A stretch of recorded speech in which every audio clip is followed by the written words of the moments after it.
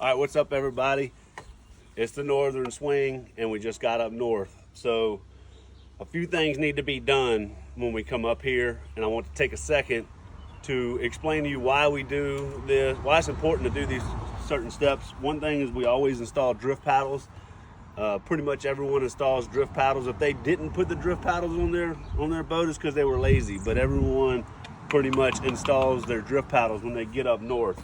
So one thing, whenever you travel with your boat over time, over the season, these power poles are, they're going to vibrate a little bit back there, pulling 75 miles an hour down the interstate. And just a combination of the long drive to get up north and the rough water. By the time we get to the Northern Swing, everything really needs to be tightened up. And then during that process is when we put on the drift paddles, and I'll show you what's important to tighten up. So this top knuckle up here is real important. These two top knuckles, you need two 9/16 wrenches. And you don't want to over tighten it because the power pole won't work, so I'll just sit there and make sure they're not really loose. So I'll just put a wrench on those. Like I said, don't torque them down as tight as you can because the power poles will have too much tension on them and they won't operate. So I'll go through and tighten up these 3 9/16 right here. And then these right here are halves. You can tighten up these with a 1/2-inch wrench. And then I travel with a little cordless drill. And I'll pop this side cover off right here.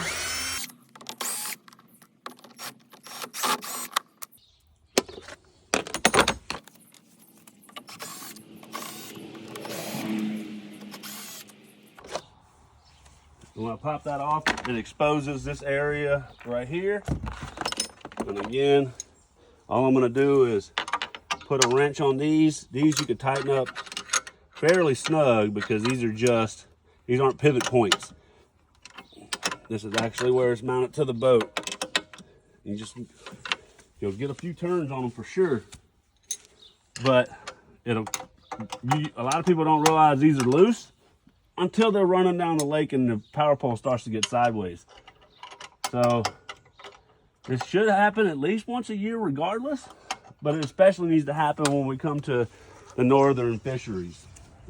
And then I'll tighten these two knuckles right here. Like I said, you don't want to this is a pivot point, so you just want it to get tension. These were pretty loose right here, so I'm glad I'm checking them. Just want to get tension. And then the last check is you need to make sure they fully operate. If they're struggling opening and closing, then you tighten one too much. So you just want to make sure they fully function. And then as far as putting on the drift paddles, it's pretty simple. It comes with this little hardware kit. You replace these two side bolts.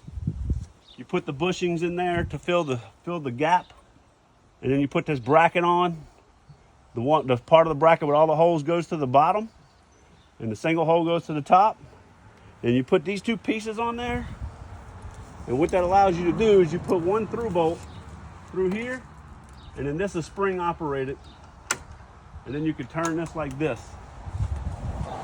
And then that's whenever you're utilizing the drift paddle, or whenever we're running around the lake, we come back here and we turn them to where they're sideways like that. And if you're going to tow them down the road, I wouldn't recommend towing them 2,000 miles with drift paddles on because these do catch wind. But you can tow them back and forth to your house or something like that if it's 30 minutes away, no big deal. And you can still utilize your power poles in a normal fashion, even with the drift paddles in place. So these are absolutely necessary on the Great Lakes because those real windy days, whenever you can't really use your trolling motor because there's 3-footers out there, will just drift. Well, the old days we used to throw out a drift sock to try to control the speed of the boat, but now you just tap your power poles, put your drift paddles halfway in the water or all the way in the water. I don't like to go all the way down with them. and it really slows my boat down and allows me to open water fish, pitch around a drop shot, cast. I could put the wind on my back and just drift. So these have been out for a long time, and you'll notice every time we come up north to the Great Lakes, every single bass boat puts these on there. If they don't put these on there, it's because they're being lazy, and they all sit there and tell you, man, I wish I'd have put on my drift paddle. So I put them on before I even get to the next lake. So we're heading to St. Clair, and I will be using these all week.